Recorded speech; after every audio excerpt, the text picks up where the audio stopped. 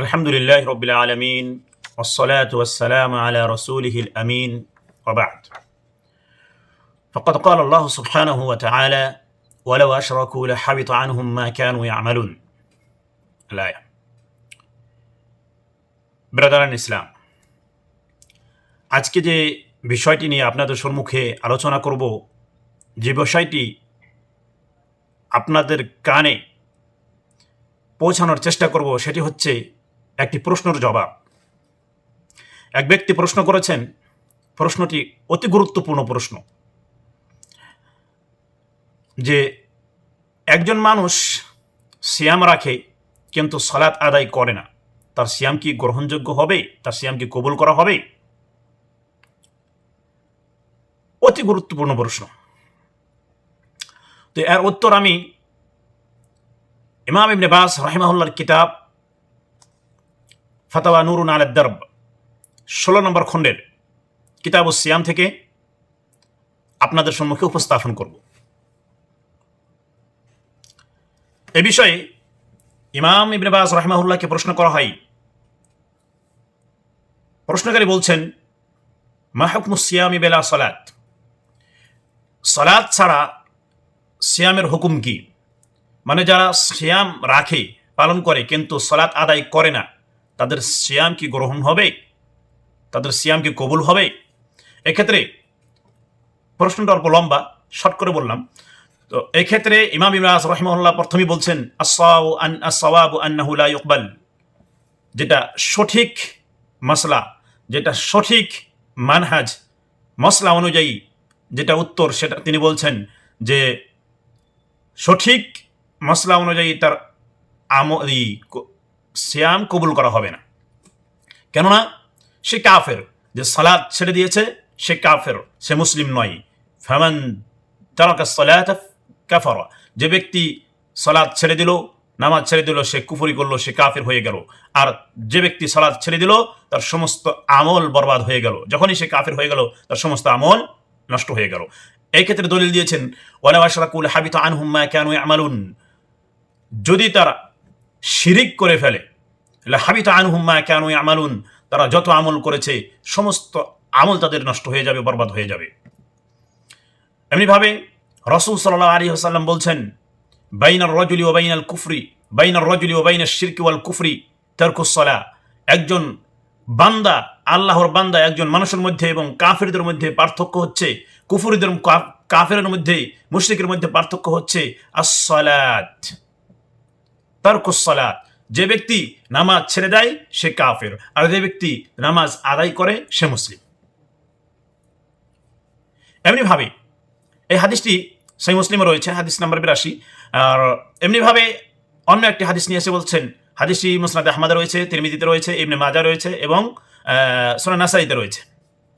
তো আল্লাহ রাসূল সাল্লাল্লাহু আলাইহি ওয়াসাল্লাম বলেন, আল আহদুল্লাযী বাইনানা ওয়া বাইনাহুম আস-সালাত ফামান তারাকাহা ফাকাদ কাফার, আমাদের মধ্যে এবং কাফেরদের মধ্যে, মুশরিকদের মধ্যে যেটা আহাদ, যেটা ওয়াদা, সেটা হচ্ছে আস-সালাত, নামাজ, সালাত। ফামান তারাকাহা ফাকাদ কাফার, যে ব্যক্তি ত্যাগ করলো, যে ব্যক্তি নামাজ ছেড়ে দিল, সালাত আদায় করলো না, সে কুফরি করলো, সে কাফের হয়ে গেল। এমনিভাবে মুসনাদে আহমদের একটি হাদিস বুরাইদা রাদিয়াল্লাহু আনহু থেকে বর্ণিত, সে হাদিসটি নিয়ে বলছেন যে রাসূল সাল্লাল্লাহু আলাইহি ওয়াসাল্লাম বলেছেন, রাসুল আমরি আল ইসলাম, সমস্ত বস্তুর যেটা আসল মাথা, মূল, সেটা হচ্ছে ইসলাম। ওয়া উমুদুহু আস-সালাত, আর তার খাম্বা হচ্ছে, তার উমুদ, স্তম্ভ হচ্ছে সালাত। এখানে একটি উদাহরণ আপনাকে দেব, যে এটা আমার পক্ষ থেকে। একটা ঘর আপনি বানালেন, এটা আপনার ঘর, ঘরের ছাদ এটা, এই ঘরের ছাদ হচ্ছে আপনার ইসলাম। আর আপনার যে খুঁটি দিয়েছেন চারদিকে চারটা, এভাবে চারদিকে চারটা যে খুঁটি দিয়েছেন, সে খুঁটি হচ্ছে আপনার সালাত। যদি এই ঘরের এই চারটা খুঁটি যদি না থাকে, তাহলে ছাদ কিন্তু থাকবে না, ছাদটা পড়ে যাবে, নষ্ট হয়ে যাবে। ভেঙে যাবে। যখনই আপনার এই খুঁটি বা খাম্বা স্তম্ভ থাকবে না, তখনই ছাদটা পড়ে যাবে। যখন একজন ব্যক্তির নামাজ থাকবে না, সালাত থাকবে না, তার ইসলাম চলে যাবে। এমনিভাবে আরো বলেন যে কান আসহাবুন নবী সাল্লাল্লাহু আলাইহি ওয়াসাল্লাম লা ইয়ারাউনা শাইআন, রাসূল সাল্লাল্লাহু আলাইহি ওয়াসাল্লামের সাহাবীগণ নামাজ ব্যতীত অন্য কোনো বস্তু ছেড়ে দিলে কুফরি মনে করতেন না। মানে নামাজ যদি কোনো ব্যক্তি ছেড়ে দিত তাহলে তাকে কাফের মনে করতেন। নামাজ ছেড়ে দিল মানে সে কুফরি করলো। তারপর বলছেন তারকুহা কুফরুন আকবার, নামাজ ছেড়ে দেওয়া হচ্ছে কুফর আকবার, মানে সে ইসলাম থেকে খারিজ হয়ে যায়। তারপর বলছেন হাযা হুয়াস সাওয়াব, এটাই হচ্ছে আসল মাসলা, এটাই হচ্ছে সঠিক। মিন কাওলাইল উলামা, উলামাদের দুইটি কথার মধ্যে থেকে এটা সব থেকে সঠিক। কেননা একদল উলামা বলছেন যারা নামাজ ছেড়ে দেয় তারা কুফরি করে না, তারা ইসলামে থাকে। এই ক্ষেত্রে বলছেন, তারা বলে যে সে তো নামাজ তো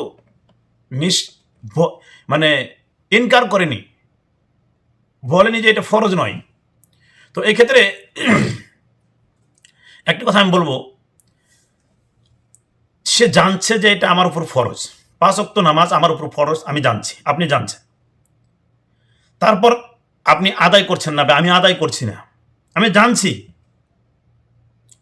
যে ফরজ, না পড়লে গুনাহগার হব, না পড়লে আমি জাহান্নামে যাব, না পড়লে আমি মুসলিম থাকবো না, তারপরে যদি আমি আদায় না করি, এটা আমার কি হলো? এটা কি শুধু অবহেলা, আমাদের সুস্তি? না, এটা একরকম ইনকার, এটা একরকম ইনকার। তো মূল কথা জানতে পারলাম, তিনি যে উত্তর দিয়েছেন যে যারা নামাজ পড়ে না, সালাত আদায় করে না, সিয়াম রাখে, তাদের সিয়াম কবুল হবে না। শুধু সিয়াম নয়, যারা সালাত আদায় করে না তাদের কোনো ইবাদত কবুল হবে না, যে কোনো ইবাদত কবুল হবে না। কেননা ইবাদত কবুল হতে হলে যে শর্ত রয়েছে সেটা হচ্ছে ইসলাম।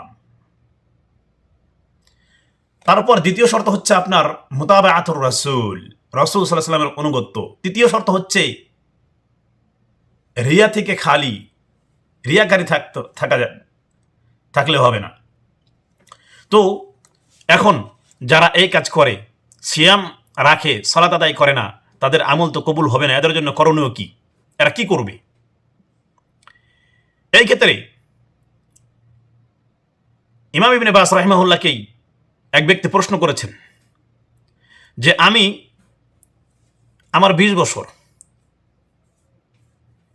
আমি এক জায়গায় গিয়েছিলাম পড়ার জন্য, সেখানে আমি সিয়াম আদায় করতে পারিনি এবং সালাত আদায় করতে পারিনি 1 বছর। তো আমার এখন করণীয় কি? আমি সেই সিয়ামগুলো কাজা করব, সালাতগুলো আমি আদায় করব কাজা করে? তো তখন ইমাম ইবনে বাজ রাহিমাহুল্লাহ বললেন, মা দুমতা লা তুসাল্লি ফাল্লাযী লা ইউসাল্লি কাফির। তুমি কি কন্টিনিউ সালাত আদায় করনি? যে ব্যক্তি সালাত আদায় করে না সে কাফের। এবার এদের ক্ষেত্রে করণীয় কি? এদের ক্ষেত্রে করণীয় হলো তাওবাতান নাসুহা, খালিস তাওবা করতে হবে যে আজকে থেকে আমি তাওবা করলাম, কোনো দিন আর নামাজ ছেড়ে দেব না, আর নামাজ ছাড়ব না। যদি কোনো ব্যক্তি এমনভাবে তাওবা করে, তাহলে তার আগে যা হয়েছে, সে যে সিয়াম রাখেনি বা সালাত আদায় করেনি, আল্লাহ চাইলে তার সমস্ত গুনাহ মাফ করে দেবে। কেননা আল্লাহ রাসূল সাল্লাল্লাহু আলাইহি সাল্লাম বলছেন, আল ইসলামু তাজুব্বু মা ক্বাবলাহ, ইসলাম যে ব্যক্তি নিয়ে আসে আগের সমস্ত গুনাহ ইসলাম মাফ করে দেয়, ইসলাম নিয়ে আসার জন্য সমস্ত গুনাহ মাফ হয়ে যায়। এমনিভাবে ওয়াত তাওবাতু তাজুব্বু মা ক্বাবলাহা, তাওবা করলে আগের পিছনের অতীতের যত গুনাহ রয়েছে সমস্ত গুনাহ মাফ হয়ে যায়। তো এদের ক্ষেত্রে করণীয় হলো তাওবা। আর আগে যে সালাত বা সিয়াম ছেড়ে দিয়েছে সেগুলো কাদা করার কোনো দরকার নেই। তিনি বলছেন ফালা ইয়াকদিস সাওমা ওয়ালা সালাত, সে সিয়াম এবং সালাত কাজা করবে না। কেননা যে ব্যক্তি সিয়াম ছেড়ে দেয় বা সালাত ছেড়ে দেয় সে কাফির হয়ে যায়। আল্লাহ রাসূল সাল্লাল্লাহু আলাইহি ওয়াসাল্লাম বলছেন বাইনার রাজুলি ওয়া বাইনাশ শিরকি ওয়াল কুফরি তারকুস সালাহ, একজন মানুষের মধ্যে এবং কাফেরের মধ্যে পার্থক্য হচ্ছে নামাজ ছেড়ে দেওয়া। নামাজ ছেড়ে দেয় সে কাফের হয়ে যায়। তো এদের মায়ুস হওয়ার কোনো দরকার নেই, হতাশ হওয়ার কোনো দরকার নেই। যারা কাফির হয়ে যায় তারা যদি তওবা করে ইসলামে ফিরে আসে, আল্লাহ সুবহানাহু ওয়া তাআলা বলছেন কুল লিল্লাযীনা কাফারু ইয়ানতাহু ইগফার লাহুম মা ক্বাদ সালাফ। হে নবী, আপনি তাদেরকে বলে দিন, যারা কুফরি করেছে, যারা কাফির, তাদেরকে বলে দিন ইয়ানতাহু, যদি তারা ফিরে আসে, ইগফার লাহুম মা ক্বাদ সালাফ, তাদের অতীতে যা করেছে, তারা অতীতে যা হয়েছে তাদের সমস্ত গুনাহ মাফ করে দেওয়া হবে। আরো বলছেন কুল ইয়া ইবাদিয়াল্লাযীনা আসরাফু আলা আনফুসিহিম লা তাকনাতু মির রাহমাতিল্লাহ ইন্নাল্লাহা ইয়াগফিরুয যুনুবা জামিআ। হে নবী, আপনি বলে দিন ইয়া ইবাদিয়াল্লাযীনা আসরাফু, হে আমার বান্দারা যারা তোমরা নিজের নফসের উপর জুলুম করেছো, গুনাহ করতে করতে, সালাত না আদায় করে যে নফসের উপর জুলুম করেছো, লা তাকনাতু মির রাহমাতিল্লাহ, তোমরা আল্লাহর রহমত থেকে কখনো মায়ুস হয়ে যাও না, হতাশ হয়ে যাও না।